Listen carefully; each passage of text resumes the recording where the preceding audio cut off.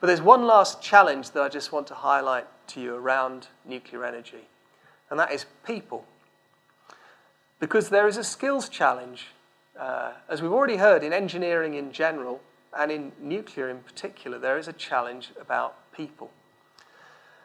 And here's a graph which shows you how many people will retire over time in engineering industries. So the dark blue here are the UK workforce, and you can see by 2020 to 2025, around about 10 years from now, when you're in your mid-20s, around about 45% of all engineers will have retired. But in the nuclear industry, it's even worse. It's closer to 60%. So in the nuclear industry in particular, there's a great need for scientists and engineers to flow in. Now, that data is only related to the current nuclear generating capacity in the UK and the handling of radioactive waste and decommissioning of reactors. What about new nuclear build? Because we need more people to build and operate those reactors. So according to the current plans, this graph shows how many people we're going to need and when we're going to need them to build a new fleet of new power stations, up to 16 gigawatts of nuclear energy, up to 14,000 new jobs. Some of those are transient because those are the construction workers who will go in and manufacture the plant, and then they'll move on to the next one and the next one and the next one. But some of those, as you can see down here, are the jobs that are going to last during the operation of those reactors. And that's the nice quote from this report. What this report said is those people who are going to operate these reactors out here are at school now. So in this room, there could be a future nuclear engineer or a nuclear scientist, or maybe two of you, who are going to be part of the generation that take low-carbon nuclear energy forward. So it is genuinely people like you. So how do you get from where you are today to be a safe and reliable operator of a nuclear power station? Well, there is a process, and the process, excuse me, is to generate what are called suitably qualified and experienced personnel. Because to be let loose on a nuclear power station, you can't just pass the exam. You have to pass the exam, but it's not enough. You need the experience as well. And that experience can take 10 years or 15 years working in industry until you are fully qualified and experienced. So here we're taking students at undergraduate level and turning them into reliable, safe operators of nuclear power stations. So what does this mean for you? Okay, so there's a journey you're going to go through. You're just going to come up to GCSEs, I understand. So you'll need to do that, and then A-levels, and then university perhaps for some of you, and then going out into industry, doing more training as a graduate, and then maybe eventually being an executive, heading up a big company, and you'll need some more training then. So what are we doing here? Well, we're trying to communicate the facts and figures and the excitement of engineering, particularly in nuclear. So we run summer school here for anybody who's interested with the Small Peace Trust to spend a week looking at some of these issues in a little bit more detail. We also have some of our students who are very enthusiastic. They've actually got a website and a blog, and they podcast and all sorts of things. They asked me to publicize this. They're the Hitchhiker's Guide to Nuclear, a nuclear hitchhiker. So you can log on and you can download their podcast, and they talk about all things to do with nuclear, and they interview people in the wider public and all sorts of things.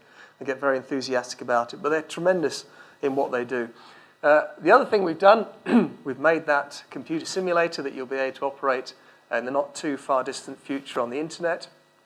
And also we've produced top trumps cards looking at all sorts of energy sources. I've got a pack here. In fact, we're going to give you all a pack of these so you can go away and learn all about all sorts of energy sources and score them against each other. Things like how much carbon are you going to save from this energy source? How dense is the energy? How sustainable is the energy? How reliable is the energy? I mean, the wind doesn't blow all the time, does it? Or the sun doesn't shine all the time. How cost effective is it? And we've got a load of renewable energy, we've got nuclear energy, we've got carbon capture energy, we've got natural gas, and fancy things like magnetic confinement fusion. So you'll get a pack of these cards at the end, and hopefully you'll enjoy it and learn something at the same time. So that's our sort of outreach type of programs, but also at undergraduate level, we are training nuclear engineers, and we're training nuclear chemists, we're training nuclear physicists, nuclear materials engineers, and so on, at undergraduate and at postgraduate level. And I've shown you some of the results of some of the research that we're doing here, really to try and understand more and push the boundaries out. And then we also do training for graduates who've actually gone into industry and want to learn a bit more about a particular topic that they're going to need to know about for their job. And we even go out and talk to executives in big companies who maybe are funding new nuclear power stations, and they want to understand a little bit more about nuclear power. They understand about the money, but they need to understand a bit more about the science. Where are our graduates now? Well, we've done this map. We try and see where they go and work. And these are some of the ones who work in the nuclear industry. As I say, there's lots of jobs in this industry. Actually, a lot of the jobs, funny enough, are in the northwest of England, because in the UK, half of the UK nuclear industry is based in the northwest of England.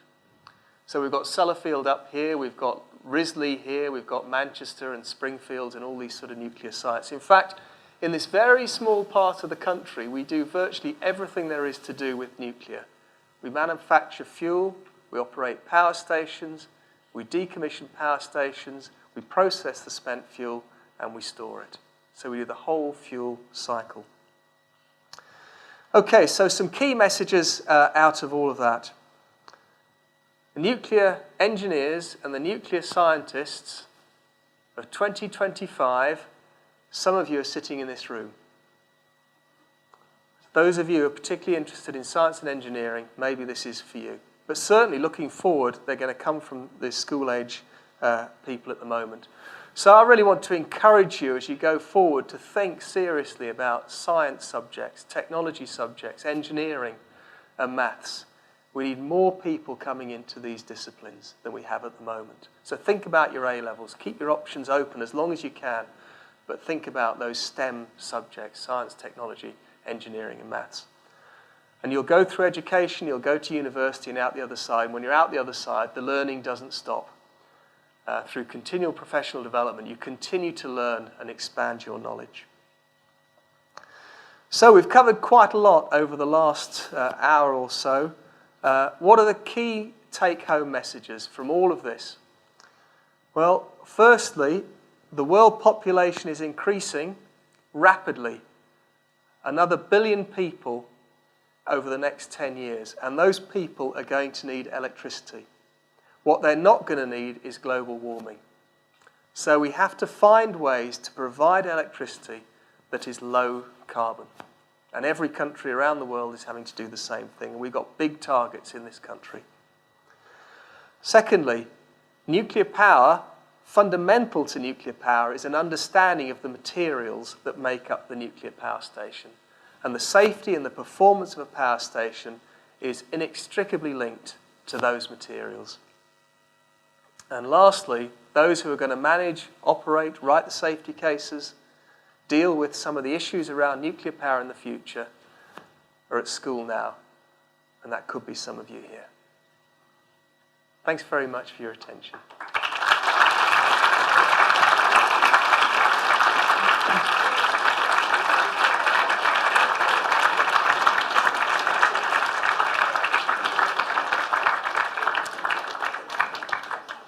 Okay, so I think we've got a little bit of time left for some questions. And some other beautiful assistants have got microphones. So if you've got any question you want to ask me at all, pop your hand up and Maria will come and Vicky will come and find you with a microphone. So are there any questions at all?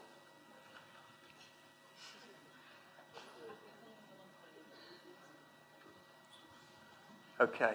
When it comes to the dangers of atomic energy and the possibility that a reactor could eventually overload and explode, what are the precautions set in case such a disaster would happen? That's a very, very good question. And of course, you know, I think back to the Fukushima accident, where actually we saw a reactor building exploding? Well, I think the first thing to say is that the nuclear materials within the core of a reactor are contained fourfold. Firstly, they're contained within small pellets. Those pellets are then contained within fuel rods.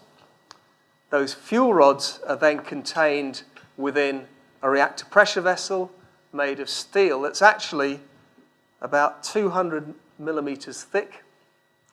And that reactor pressure vessel is then contained within a large containment vessel. So in nuclear, you have what's called a multi-barrier safety system. So if one barrier fails, there's another one behind it.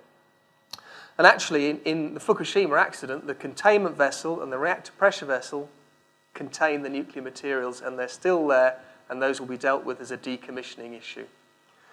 The one example where we have seen a drastic and dramatic big explosion was the Chernobyl accident, which was a very, very different type of reactor. In fact, with the control rods coming out of this reactor that you saw here, in that design, that was unstable, and it's known about. And in fact, when that accident happened, they were doing experiments and they were rushing them. They shouldn't have been, and it led to an unstable situation that led to that large explosion. I think it's fair to say that we will never see that design of reactor again. In this country, we're building pressurized water reactors where we've actually got many hundreds of years of operational safety, where, again, if there's been a problem, it's been contained safely. I think the other thing to say is that to operate a nuclear reactor, the operators need to have a license. Just as if you drive a car, you have to have a driving license, and your car has to have passed the MOT. If it hasn't passed, you're not allowed to drive it. So if a safety case is not written in a particular way, the regulator will not provide a license to the operation of those reactors. And actually, one of the things we learned from the Fukushima accident is actually the regulator and the process we have in this country to regulating is actually incredibly robust. It's different from that was operating in Japan. And in fact, if Japan had adopted our approach, the accident could never have happened. So there are all sorts of multi-barrier in terms of materials, but also there's the whole licensing and regulation, which is critical too. Thanks for your question. Any other questions at all?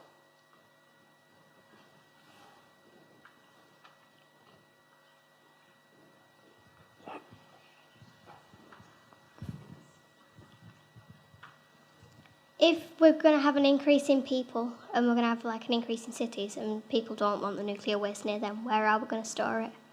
That's a very good question because, of course, depending how we treat our nuclear waste, it could be radioactive for many thousands of years. So that presents a challenge. Of course, at the moment, nuclear waste is stored somewhere. Some of it's stored at the power stations themselves. Some of it is stored up at Sellafield.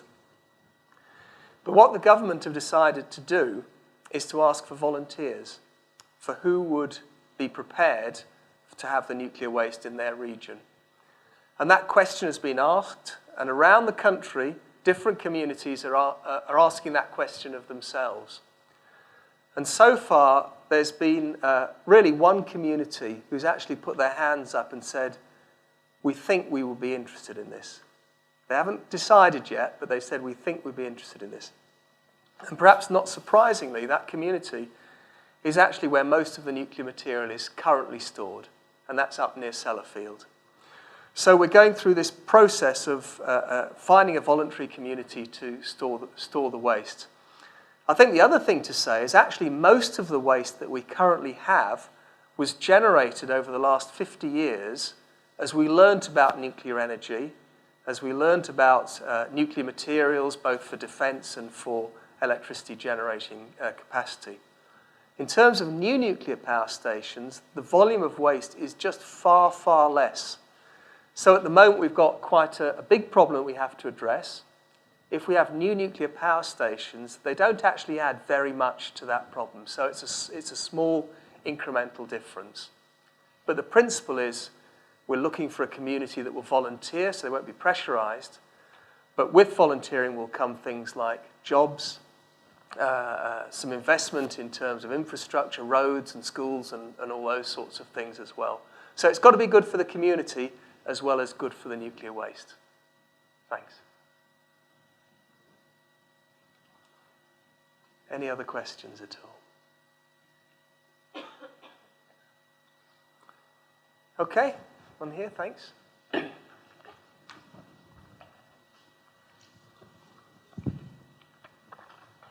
When you start, because you've been talking about nuclear energy and power plants, how would that affect our economy? Because now we're using a lot of CO2, and our economy is not that good as well with the normal methods. But how would this affect our economy? So again, a very, very good question, because in the long term, we have to have energy and electricity for the economy. One of the biggest users of electricity is industry. And if we can't provide the electricity for industry, we can't make things, we can't turn our computers on, etc., etc. So we have to have electricity, absolutely, definitely. We have to have that energy security that I talked about. The challenge with power stations, though, is they're actually expensive to build. And so you actually need money to build those. And in the current economic climate, one of the things we're finding is actually in the UK and in Europe, we've got a crisis, in terms of the economy. And finding the money to build new power stations is a real challenge. So at the moment, investors around the world, and some of the developing nations like China and India, where they do have stronger economies at the moment, they're actually looking to invest funding in the UK potentially for new nuclear power stations. Because this is a global problem now. We have what's called the global village. What happens in one part of the world affects what happens in another part of the world. And I think this is one of the areas in which the world can actually start to work together to drive down the CO2 emissions around the planet, but also by helping to invest to maintain the economy in different parts of the world as well. Thanks. Yep.